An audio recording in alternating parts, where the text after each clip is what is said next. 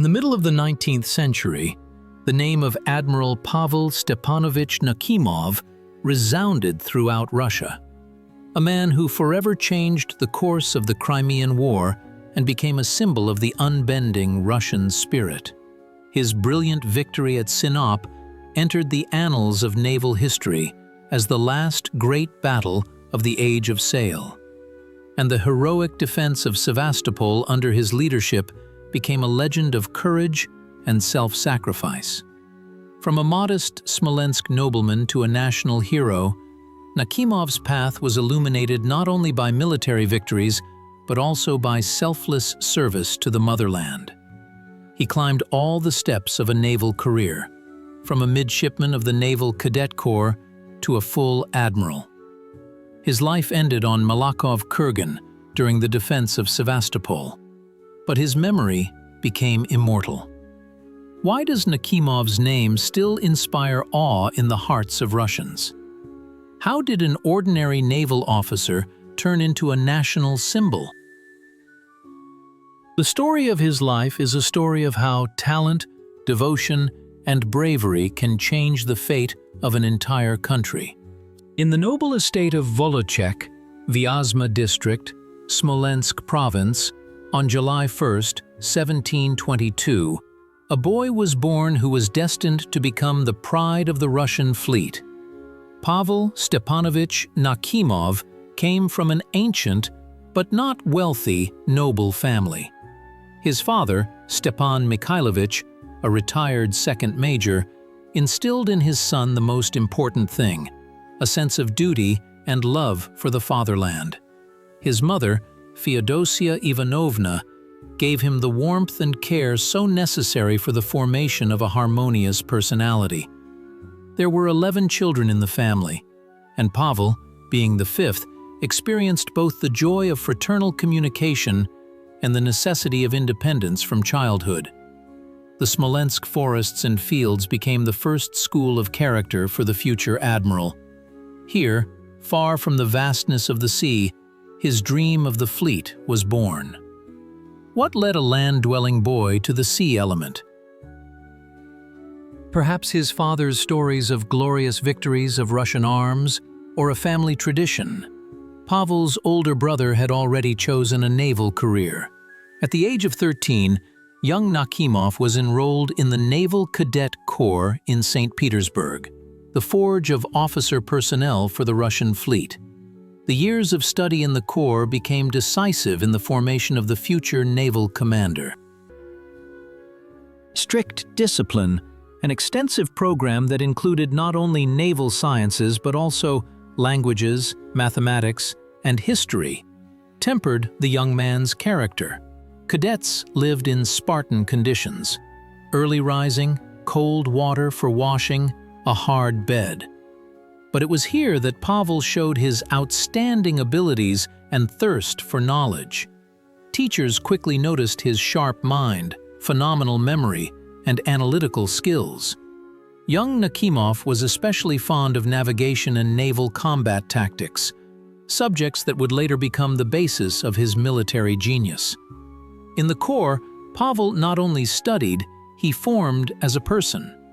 Here, his leadership qualities, his ability to find a common language with comrades, and his ability to make quick decisions in difficult situations manifested themselves. Even then, his classmates noted his unusual modesty combined with firmness of character. Nakhimov never boasted of his successes and was always ready to help lagging comrades. His mentors had a special influence on Nakhimov's development. The Naval Corps in those years was famous for its brilliant teachers, many of whom had rich combat experience behind them. They did not just transmit knowledge, they educated future naval officers in the spirit of devotion to the fleet and the fatherland. Among them stood out Lieutenant Commander Ivan Fyodorovich Krusenstern, the future admiral and the first Russian circumnavigator. His stories about distant lands and naval battles ignited the imagination of the cadets, including young Nakhimov. In 1815, having successfully graduated from the Naval Cadet Corps, 17-year-old Pavel Nakhimov received his first officer rank of midshipman. The sea expanses and a path to true combat experience opened up before the young officer. His first assignment was the brig Phoenix, which cruised the Baltic Sea. Here, Nakhimov first encountered the reality of naval service. Not the ceremonial and brilliant one, as it might have seemed to a cadet, but one full of difficulties, requiring endurance and professionalism. But the true school of skill for Nakhimov was participation in a circumnavigation on the frigate Kreiser, under the command of Captain First Rank Mikhail Petrovich Lazarev, an outstanding navigator who later became an admiral and Nakhimov's main mentor. The expedition began in August 1822 and lasted 3 years. For the young officer, this was not just a journey. It was a true academy of naval art under the leadership of one of the best commanders of the Russian fleet. On the Nakhimov went through a harsh school of long-distance sailing. The frigate crossed the Atlantic Ocean, rounded Cape Horn, passed through the Pacific Ocean to the shores of Kamchatka, and visited Russian America. During this voyage, Midshipman Nakhimov mastered all the subtleties of managing a sailing vessel in various climatic conditions, from Atlantic storms to the calms of equatorial waters. Lazarev immediately noticed the extraordinary abilities of the young officer.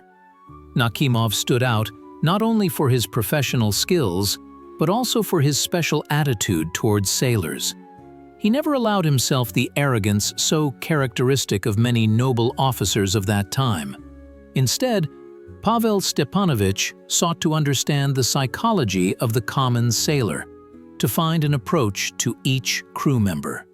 This style of leadership, based on respect for subordinates, would become a hallmark of Nakhimov throughout his career. The circumnavigation taught Nakhimov the main thing. A naval officer must be not only a connoisseur of navigation and tactics, but also a true leader, capable of making the only correct decision in a critical situation. It was during this journey that Nakhimov's famous approach to command was formed. Every superior must remember that he is not only a superior, but also a father to his subordinates. Upon returning from the circumnavigation in 1825, Nakhimov received the rank of lieutenant and the Order of St. Vladimir 4th Class, a high award for such a young officer. But the main acquisition of these years was invaluable experience and the patronage of Lazarev, who saw in Nakhimov a future naval commander and in every way contributed to his career. In the autumn of 1827, fate offered Lieutenant Nakhimov a chance to distinguish himself in a real naval battle. The Russian Empire, along with England and France, sided with insurgent Greece against the Ottoman Empire. Pavel Stepanovich served on the battleship Azov under the command of his mentor Mikhail Petrovich Lazarev. This 74-gun giant became the flagship of the Russian squadron, which was part of the combined fleet of the Allied powers. On October 8, 1827, a battle took place in Navarino Bay off the coast of Greece, which was destined to go down in history as the last major battle of sailing fleets. The Turkish-Egyptian fleet, consisting of 66 ships, lined up in a horseshoe formation at the entrance to the bay, awaiting the Allies' attack. The combined squadron, which had only 27 ships but surpassed the enemy in artillery, boldly entered the bay. Nakhimov commanded a battery on the quote. In the heat of the battle, when cannonballs whistled and masts crashed around him, the lieutenant displayed astonishing composure and precise calculation. Under his leadership, the gunners of the quote 2 quote fired aimed shots, methodically destroying enemy ships. The quote 3 quote itself fought simultaneously with 5 Turkish vessels, including the enemy's flagship.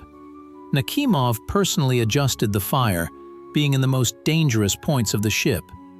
In this battle, all the qualities of a future naval commander were revealed: fearlessness, tactical thinking, and the ability to make decisions in critical situations. When an artillery officer died next to him, Nakhimov immediately took command of another battery, preventing even a momentary confusion among the gunners. The Azov sustained serious damage. 153 holes were counted in its hull. But the crew, under the command of Lazarev and with the active participation of Nakhimov, managed to sink an enemy frigate and 2 corvettes, as well as inflict significant damage on the Turkish flagship and another frigate. For this feat, the Azov was the first in the history of the Russian fleet to be awarded the St. George's Stern Flag. For his courage shown in the Battle of Navarino, Lieutenant Nakhimov received the Order of St. George, 4th degree, and the rank of Captain Lieutenant. This award was especially honorable. The St. George's Cross was given exclusively for personal bravery on the battlefield. The Battle of Navarino became for Nakhimov not just a baptism of fire, but also a most important lesson in naval tactics. Here he saw in practice how accurate artillery fire decides the outcome of a battle, how important maneuvering in confined spaces is, and how essential interaction between the ships of a squadron is. These observations formed the basis of his future tactical developments. But the main thing Nakhimov took away from the Battle of Navarino was an understanding of the psychology of naval combat. He became convinced that victory depends not only on the number of guns and ships, but primarily on the spirit of the crew, on the training of the sailors, on their faith in their commanders. He would carry this truth through his entire service, relying on the human factor no less than on technical superiority. After the Battle of Navarino, Pavel Nakhimov's career began to develop rapidly. His talent and courage did not go unnoticed by the command. In 1829, he took command of his first ship, the 12-gun brig Navarine, named in honor of the recent victory. This appointment became a crucial milestone in the young officer's life. Now he was personally responsible for the ship and its crew. Commanding the Navarine, Nakhimov formed his unique leadership style. He demanded impeccable performance of duties from his subordinates, but at the same time showed a rare care for sailors for that era. Pavel Stepanovich personally monitored the quality of food on the ship, the condition of the sailors' uniforms, and even organized schooling for illiterate sailors. "We must serve not out of fear but out of conscience." These words became his unofficial motto. In the 1830s, Nakhimov successively commanded the frigate Pallada and the battleship Silistria. On each vessel, he implemented his system of crew training, emphasizing artillery mastery and coordinated team actions. Nakhimov's sailors were renowned for their accurate shooting and masterful handling of sails. A special role in Nakhimov's formation as a naval commander was played by his transfer to the Black Sea Fleet in 1834. Here, under the guidance of his mentor Admiral Lazarev, he continued to improve the art of command. The Black Sea became his second homeland, and Sevastopol his beloved city. By the early 1840s, Nakhimov's authority among the sailors of the Black Sea Fleet was indisputable. His squadron was considered the best in combat training. In 1845, Pavel Stepanovich received the rank of Rear Admiral, and 7 years later became Vice Admiral. On the eve of the Crimean War, when relations between Russia and the Ottoman Empire escalated to the limit, command of the Black Sea Fleet was entrusted specifically to Nakhimov. He understood that in the event of a conflict, the Russian fleet would have to confront not only Turkish ships, but possibly also the naval forces of Great Britain and France, the most powerful fleets of that time. Nakhimov energetically set about preparing the squadron for possible hostilities. He personally checked the condition of each ship, conducted training exercises and maneuvers, and improved the fleet's command system. The admiral paid special attention to reconnaissance. Russian ships regularly patrolled the Black Sea coast of Turkey, gathering information about enemy movements. By the mid-19th century, the world stood on the brink of a major military conflict. The Russian Empire and the Western powers were sinking deeper into a diplomatic confrontation, the center of which was the so-called Eastern Question. The Ottoman Empire, once mighty, was now slowly losing strength, turning into the sick man of Europe. Russia sought to strengthen its influence in the Balkans and gain control over the Black Sea Straits. Great Britain and France, fearing Russian strengthening, supported Turkey, siding with it in territorial disputes. London was particularly concerned about Russia's advance toward India, the jewel of the British Empire. The dispute over holy places in Palestine between Orthodox and Catholics became the pretext for the escalation. Nicholas I, who considered himself the protector of Orthodox Christians in the Ottoman Empire, demanded official recognition of this status from the Sultan. Turkey, incited by British and French diplomats, refused. In the autumn of 1853, the situation reached a boiling point. The Ottoman Empire declared war on Russia. In this tense environment, the Black Sea Fleet, under the command of Nakhimov, found itself on the front lines of the impending conflict. Pavel Stepanovich perfectly understood the complexity of the situation. The Russian fleet, despite the high training of its crews, was technically inferior to the British and French. Russia's sailing battleships faced the steam-powered, screw-driven vessels that potential adversaries already possessed. The artillery of the Western powers was also more modern, but Nakhimov believed in his sailors. "It is not ships that win, but men," he told his officers.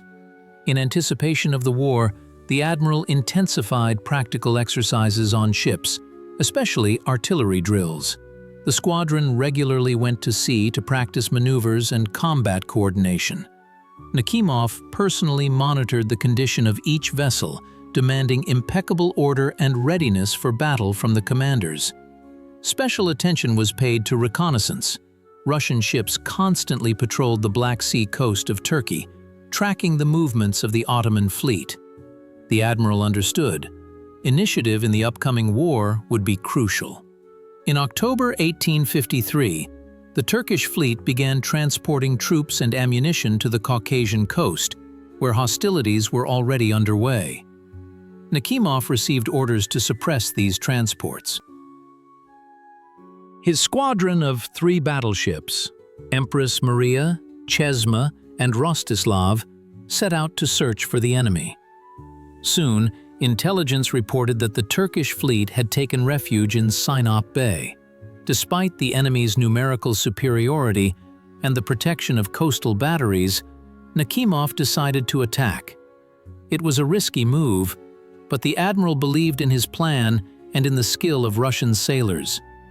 The Battle of Sinop was to be a test of all the tactical ideas Nakhimov had developed over the years, and it truly became his finest hour, the last triumph of Russia's sailing fleet and a prologue to a great European war. On November 18, 1853, the history of the Russian fleet was enriched with a brilliant page, the Battle of Sinop. The morning was overcast. Leaden clouds hung over the bay where the Turkish fleet was sheltering. Nakhimov gathered a war council on the flagship Empress Maria. The officers silently listened to the admiral's plan. His idea was audacious: to enter the bay in 2 single-file columns and, anchoring broadside to the enemy, open concentrated fire. Nakhimov said, "The Turkish squadron, under the command of Osman Pasha, had 7 frigates, 3 corvettes, 2 steam frigates, and numerous smaller vessels. It was supported by 6 shore batteries. The Russian squadron consisted of 6 ships of the line and 2 frigates. Numerically, The Turks had the advantage, but Nakhimov relied on the element of surprise and the excellent training of his artillerymen. At noon, the Russian ships moved into the bay. The Turks opened fire first, but the Russians did not respond, conserving ammunition until the decisive moment. When the distance shortened sufficiently, Nakhimov ordered. The first salvo of the Russian squadron was devastating. Accurate hits caused fires on Turkish ships. Nakhimov chose an ideal tactic. His ships anchored in such a way as to fire at 2 or 3 opponents simultaneously. The Turks responded haphazardly, their shells often flying over the Russian ships. An hour into the battle, the Turkish flagship, "4", caught fire. Soon, the second flagship also burst into flames. Osman Pasha was wounded, and the command of the Turkish squadron was disrupted. Russian gunners acted with astonishing precision. They aimed at the waterline of enemy ships, causing leaks, or at the rigging, depriving the vessels of maneuverability. Nakhimov personally directed the battle from the bridge of the "5", calmly giving orders even under a hail of enemy cannonballs. By 3 o'clock in the afternoon, the outcome of the battle was decided. One after another, Turkish ships exploded or ran aground. By evening, the entire Turkish fleet was destroyed. Only the steam frigate Taif managed to escape the bay. Turkish losses were enormous, over 3,000 men. The Russian squadron lost 38 men killed and 235 wounded. Not a single Russian ship was sunk. The Battle of Sinop became a model of tactical skill. Nakhimov brilliantly used the element of surprise, correctly chose the time of attack and the anchoring points for his ships. But most importantly, he relied on the superb training of his crews. Russian artillerymen fired 2 shots per minute, while the Turks fired 1 shot every 3 to 4 minutes. After the victory, Nakhimov sent a report to the emperor, in which, with his characteristic modesty, he emphasized the merits of the officers and sailors. "I, as a fortunate witness to the excellent bravery and resourcefulness of the commanders, find no words to praise them adequately." This victory had immense strategic importance. Turkey lost its fleet in the Black Sea. Now the Russian squadron could freely blockade the Turkish coast. Sinop became the last major battle of the sailing fleet and the first where explosive shells were widely used.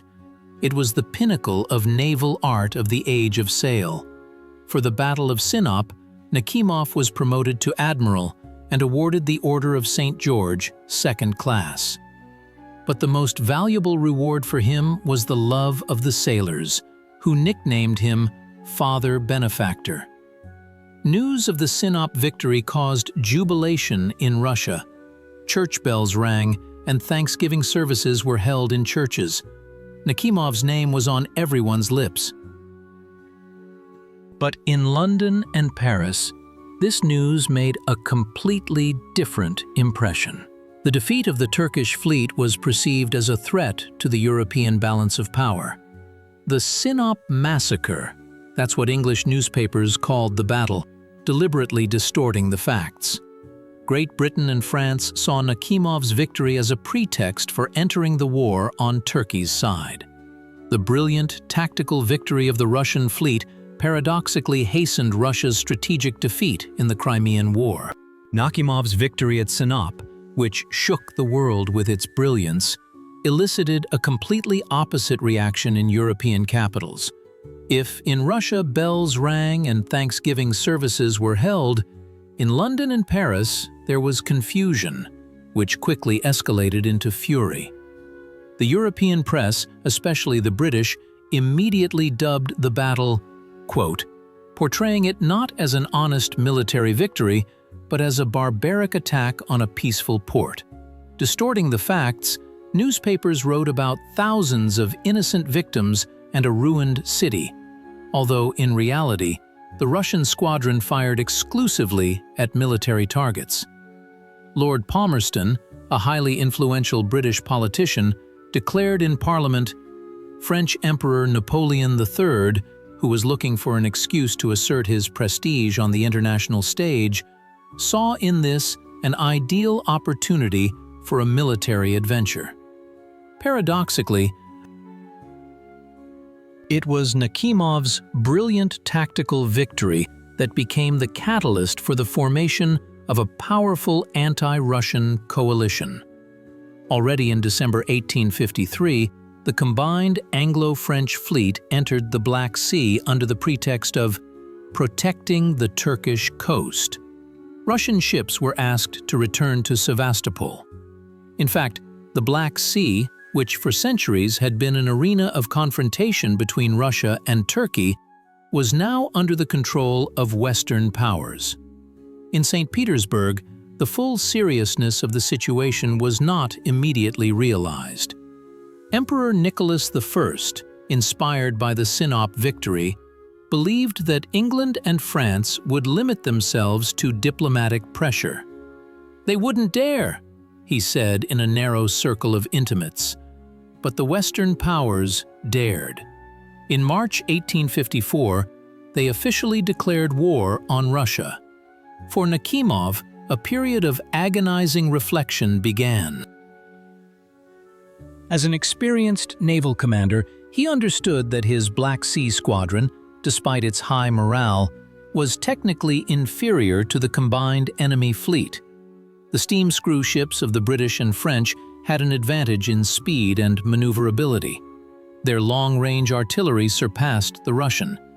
In a letter to a friend, the admiral bitterly admitted, "We defeated the Turks, but now we are opposed by the first naval powers of the world." In this situation, Nakhimov displayed not only military talent, but also statesmanlike wisdom. He understood that an open naval battle with superior enemy forces was doomed to defeat and would lead to senseless casualties. Instead, the admiral focused on strengthening the defenses of Sevastopol, anticipating that this city would become the main target of the Allies. Thus, the brilliant victory at Sinop, intended to strengthen Russia's position on the Black Sea, paradoxically led to an escalation of the conflict and the involvement of leading European powers. Nakhimov, who became a national hero after the defeat of the Turkish fleet, now had to prepare to defend his native Sevastopol against a much more formidable enemy. The military fortune that smiled upon him at Sinop turned into a severe test for all of Russia. September of 1854 became fateful for Sevastopol. The combined Anglo-French fleet, numbering around 400 ships, appeared off the coast of Crimea. The Allies landed an army of many thousands in the Evpatoria region. Russia found itself in a strategically disadvantageous position. The number of Russian troops in Crimea was significantly less than the enemy's forces. After an unsuccessful battle on the Alma River, the path to Sevastopol was open. Nakhimov understood that the city was facing a siege, and the main danger now came not from the sea, but from land. The military council made the most difficult decision: to scuttle part of the Black Sea fleet across the fairway of Sevastopol Bay. This measure was intended to block the entrance for the enemy squadron, and at the same time, free up thousands of sailors for the city's defense. For Nakhimov, who had dedicated his entire life to the fleet, this was a terrible blow. On September 5th, the scuttling began. 7 old battleships and 2 frigates slowly sank into the waters of the bay. Nakhimov stood on the shore, not hiding his tears. "It's like burying your own children," he said to an officer standing next to him, but the admiral understood the necessity of this sacrifice. The ships, which could not be used in battle against a technically superior enemy, now became an impregnable barrier. Their guns were removed and installed on coastal batteries. The crews joined the ranks of the city's defenders. Nakhimov himself was transformed overnight from a naval commander into a leader of land defense. He personally participated in the creation of defensive structures, distributed forces among the bastions, and inspected positions. The admiral moved his quarters closer to the front line to be in the thick of events. All the defenders of Sevastopol knew him, from generals to ordinary sailors. Nakhimov daily toured the fortifications, talked with soldiers, and delved into the smallest details of the defense. Quote 1, he would say, appearing in the most dangerous areas under enemy fire. Nakhimov's psychological state during these days was extremely difficult.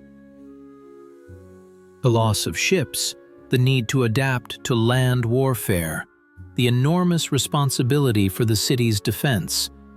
All this weighed heavily on him, but outwardly, the admiral remained calm and resolute. He inspired the defenders with his example, his tireless energy, and his faith in victory. These words of Nakhimov became the motto of Sevastopol's defense.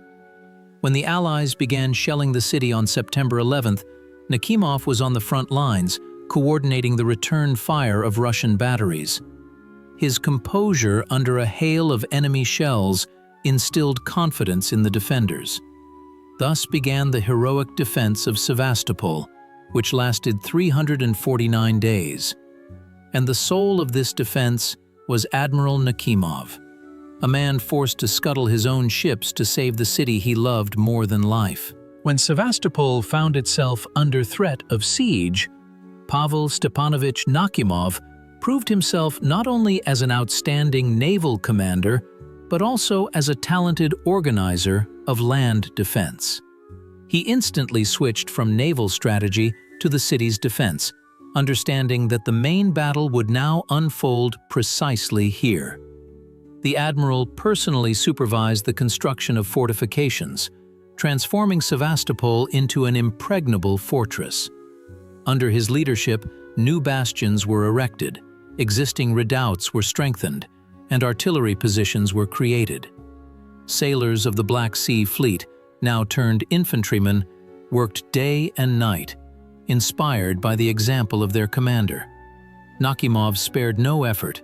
He slept 3 to 4 hours a day, constantly touring positions, checking the readiness of batteries, and conversing with the defenders. The admiral paid particular attention to artillery, understanding that firepower alone could compensate for the enemy's numerical superiority. He personally distributed guns, removed from scuttled ships, to the most critical sectors of the defense. Thanks to his persistence, Russian batteries received precise instructions for firing, which allowed for ammunition conservation and inflicted maximum damage on the enemy. Nakhimov demanded the same mastery from artillerymen as from naval gunners. Not by numbers, but by skill, he would repeat, inspecting the batteries. Nakhimov's uniqueness as a defense leader lay in his attitude towards people. Unlike many generals of that time, he made no distinctions between officers and privates. Quote 1, the admiral would say, addressing sailors and soldiers, he knew not only officers by name but also many privates, was interested in their needs, and monitored the quality of food and medical care. Such an attitude from the commander inspired boundless loyalty from the defenders. They went into battle not out of fear of authority, but out of a desire to justify the trust of their beloved admiral. Nakhimov never gave orders from a safe rear. He was always where it was most dangerous. Quote 2, he would joke, appearing on the front line under enemy fire. His white admiral's uniform was clearly visible on the bastions, and officers often asked Pavel Stepanovich not to expose himself to danger. But he invariably replied, "The Russian flag and the Russian admiral must not hide from the enemy." Nakhimov's role was particularly evident during the first bombardment of Sevastopol on October 5, 1854. The Allies unleashed a barrage of fire from hundreds of guns upon the city. It seemed that nothing could withstand such an onslaught. But Nakhimov, personally directed the return fire, moving from battery to battery, inspiring the artillerymen. By evening, it became clear that the first assault had been repelled. Russian batteries inflicted serious damage on the enemy, forcing them to abandon plans for a swift capture of the city. This victory had enormous moral significance. The defenders of Sevastopol believed in their own strength. Nakhimov became more than just a commander. He became a symbol of resistance, the soul of the defending city. People came to him for advice, for support, for solutions to any problems. And he refused no one, finding time for everyone. In the most difficult moments of the siege, the admiral maintained calm and fortitude, conveying this confidence to those around him. "As long as I live, Sevastopol will not surrender." These words of Nakhimov became the unspoken motto of the defense. Dawn in besieged Sevastopol broke to the roar of cannon fire. For Admiral Nakhimov, every day began the same way. At 4 in the morning, he was already on his feet. A simple iron bed, a modest breakfast, a piece of bread and tea, and Pavel Stepanovich would set off on his daily inspection of the fortifications. In a worn uniform, without insignia, so as not to attract the attention of enemy sharpshooters, the admiral personally checked every bastion, every battery. "Greetings, Eagles!" he would greet the sailors and soldiers, familiarizing himself with their needs, listening to requests, encouraging the weary. The city's defenders idolized their commander. For them, he was not just an admiral, he was a father, ready to share all the hardships of the siege with them. Nakhimov never hid from danger. "Where is the admiral?" officers arriving in the city would ask. "On the 4th bastion, right under the fire," they would be told. Nakhimov's particular concern was the wounded. After each shelling, he personally visited hospitals, spoke with the injured, and monitored the quality of their food and treatment. When the famous surgeon Nikolai Ivanovich Pirogov arrived in Sevastopol, the admiral immediately found common ground with him. Together they organized a system of medical aid unique for its time. The wounded were sorted by severity of condition, which allowed for saving the maximum number of lives. On Nakhimov's initiative, dressing stations were established in the city, right near the bastions. Sisters of Mercy, the first women in Russian history to work on the battlefield, were sent there.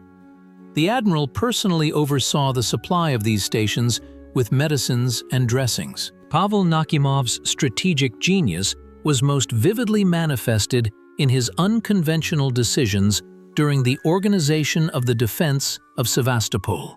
While ordinary commanders thought in linear terms of fortifications, the admiral created a unique system of interacting batteries. He developed the principle of crossfire, where each defensive sector was covered not by one, but by several batteries. This allowed for the concentration of firepower on the directions of the enemy's main attack and the conservation of forces on secondary sectors. Nakhimov was the first in the history of Russian military science to apply a system of counter-battery warfare on such a scale. Specially designated guns were tasked with suppressing enemy artillery, not fortifications. This significantly reduced the effectiveness of Allied bombardments. The admiral personally determined the location of each gun, taking into account the terrain and the ballistic characteristics of the cannons. Under his leadership, artillerymen fired not at areas, but at specific targets, which resulted in enormous ammunition savings. Nakhimov paid special attention to the communications system. He created a network of signal posts that connected all bastions with the command post. Thanks to this, information about enemy actions arrived almost instantly, and reserves were transferred precisely where a breakthrough threat emerged. A unique invention of Nakhimov was mobile reserves, special detachments of sailors who could quickly move between fortifications, strengthening the defense in threatened directions. These detachments did not have a permanent position, but always appeared where the situation became critical. The admiral understood the value of every defender and sought to minimize losses. At his command, shelters, dugouts, and communication trenches were created, allowing movement between positions without the risk of coming under fire. Nakhimov insisted on the construction of second and third lines of defense in case of an enemy breakthrough. This gave the garrison the opportunity to retreat to pre-prepared positions rather than withdrawing in disarray. A brilliant decision was the creation of a system of false targets. At night, fires were lit in some areas and the construction of fortifications was simulated, attracting enemy fire to empty positions. At the same time, real work was carried out in complete darkness and silence. The admiral paid special attention to intelligence. He organized a network of observation posts from which specially trained officers monitored enemy movements. Thanks to this, the Russian command always knew about the preparation of assaults and could reinforce threatened directions in advance. Nakhimov possessed an amazing intuition that allowed him to anticipate enemy plans. On the eve of major attacks, he always strengthened precisely those sectors that subsequently bore the brunt of the main strike. The Allied command was convinced that there was a Russian spy among them, although in reality, it was simply the admiral's military genius. Nakhimov's ability to effectively use limited resources aroused admiration even among the enemy. When there was a shortage of professional artillerymen, he organized accelerated training of infantrymen in the basics of artillery. When standard caliber ammunition ran out, he ordered captured cannonballs to be melted down to fit Russian guns. The Sevastopol defense lasted 349 days instead of the 2 or 3 weeks planned by the Allies, and this is a huge merit of Pavel Nakhimov's strategic genius. The summer of 1855 in Sevastopol was unusually hot. The sun mercilessly scorched the besieged city, exacerbating the suffering of its defenders and the wounded. By the end of June, the situation became increasingly difficult. The Allies intensified their artillery bombardment, preparing for a decisive assault. The enemy's main target was Malakhov-Kurgan, a key height dominating the city. Admiral Nakhimov understood the strategic importance of this fortification and paid special attention to it. On June 28, 1855, as usual, Pavel Stepanovich set out for his morning inspection of the positions. The day before, Anglo-French batteries had conducted particularly intense fire on the Russian fortifications, and the admiral wanted to personally assess the damage. Despite officers' warnings about the danger, Nakhimov insisted on visiting Malakhov-Kurgan. "Where my sailors are in danger, there I must also be," he replied to all objections. Having ascended the Kurgan around 11 in the morning, the admiral headed towards an embrasure to observe the enemy's positions. At that moment, a French rifleman fired. The bullet struck Nakhimov in the left temple. The admiral fell unconscious. Officers standing nearby rushed to him.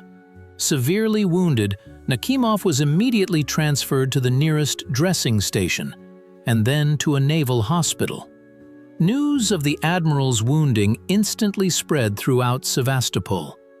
Officers and sailors flocked to the hospital, anxiously awaiting news of their beloved commander's condition.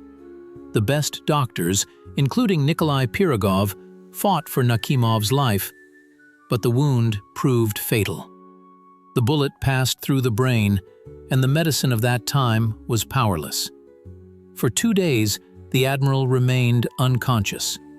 On June 30th, at 11:15 in the morning, the heart of Pavel Stepanovich Nakhimov stopped. There are several versions of the circumstances of the admiral's death. According to one, Nakhimov was the victim of an accidental shot. According to another, The French specifically hunted the Russian commander, recognizing him by his white uniform. There is evidence that on the eve of the fateful events, the admiral was unusually pensive and seemed to have a premonition of his demise. He put all his papers in order and wrote several letters to his relatives. Nakhimov's death was a terrible blow to the defenders of Sevastopol. Sailors and soldiers wept, not hiding their tears. "Our father has died!" These words echoed throughout the city. Many did not believe what had happened, considering it a malicious rumor. Even seasoned officers could not hold back their emotions. General Totlaban, who directed the engineering works, wrote in his diary, "With Nakhimov's death, Sevastopol lost its soul." Commander-in-Chief Prince Gorchakov wrote in a report to Emperor Alexander II, "Russia has lost one of its most worthy sons, and the Black Sea Fleet, its main ornament." The admiral's funeral took place on July 1st. Despite the ongoing shelling of the city, thousands of people came to bid farewell to Nakhimov. By order of Prince Gorchakov, the coffin with the admiral's body was carried by hand through the entire city. Sailors and soldiers of all units of the garrison, as well as residents of Sevastopol, followed the coffin. Surprisingly, during the funeral procession, the Allies ceased shelling, a rare instance of chivalrous respect for a fallen adversary. Pavel Stepanovich was buried in the crypt of Vladimir Cathedral next to his teacher Admiral Lazarev and comrade Admiral Kornilov. Three great naval commanders, three defenders of Sevastopol, found eternal rest beneath the vaults of one temple. Nakhimov's death marked a turning point in the city's defense. Although the defenders fought with their former courage, something subtly changed. That special atmosphere of confidence that the admiral created with his presence disappeared. A month after his death, on August 27th, the Allies captured Malakov Kurgan, and Russian troops were forced to abandon the southern part of Sevastopol. Thus ended the heroic defense, the soul of which was Pavel Stepanovich Nakhimov. The entire Sevastopol accompanied the admiral on his last journey. Even at the moment of farewell, shells were exploding around, but people did not disperse, wishing to pay their last respects to a man who had become a symbol of Russian valor. Sailors, whom he loved as sons, carried the coffin on their hands through the entire city.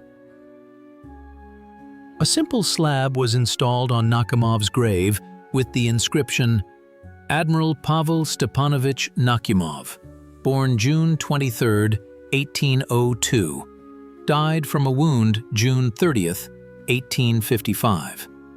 No titles, no enumeration of feats, only a name that spoke for itself.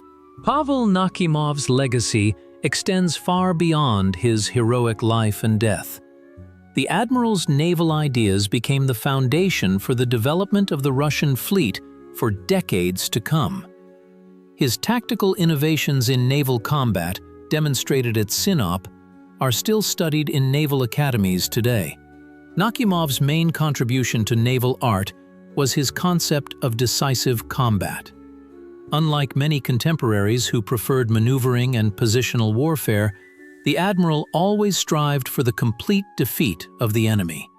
He asserted, quote, "Zero." This principle formed the basis of Russian naval tactics in the second half of the 19th century. Another crucial element of Nakhimov's system was superiority in artillery fire. The admiral demanded from gunners not just rapid, but above all, accurate firing. On his initiative, regular training firings with evaluation of each shot's results were introduced in the Black Sea Fleet. This practice subsequently spread to the entire Russian fleet. Revolutionary for its time was Nakhimov's approach to officer training.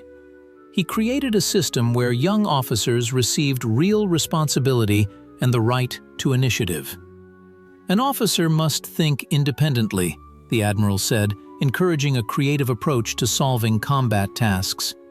This principle contradicted the then-dominant Prussian military doctrine, which demanded blind obedience. After the Crimean War, when Russia began to restore its fleet, Nakhimov's ideas formed the basis of a new system of naval education. In 1867, the Technical School of the Naval Department was established, later transformed into the Nakhimov Naval Engineering School. This educational institution trained officers of a new type, not only knowledgeable in naval affairs, but also possessing engineering knowledge. Special attention was paid to practical training and the development of independent thinking, precisely as Nakhimov taught. In the late 19th century, when the sailing fleet finally gave way to steam, many tactical principles became outdated. However, Nakhimov's basic ideas about the decisive nature of naval combat, the importance of commander's initiative, and the necessity of caring for sailors retained their significance. Admiral Stepan Osipovich Makarov, an outstanding Russian naval commander, considered himself a follower of Nakhimov and developed his ideas in relation to the era of battleships.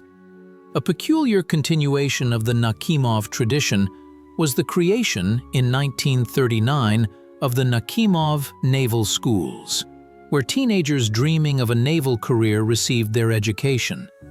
These educational institutions have survived to this day, continuing to educate future officers in the spirit of Nakhimov's traditions.